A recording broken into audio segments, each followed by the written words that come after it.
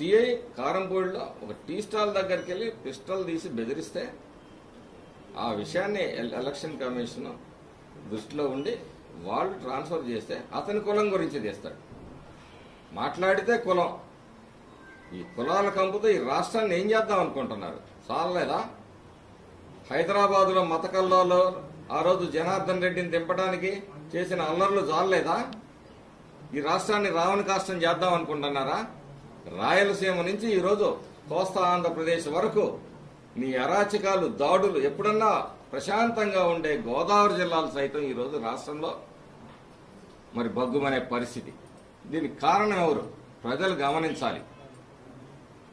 ఏ కులాన్ని ఉద్ధరించలేదు ఈ YCP party. ఈ యువజన శ్రామిక రైతు పార్టీ అని చెప్పుకున్న యువతకేం చేశావు? శ్రామికులకేం చేశావు? రైతులకేం చేశావు? ఉద్యోగస్తులకేం చేశావు? అందరికీ అన్యాయం చేశావు, అందరికీ ద్రోహం చేశావు.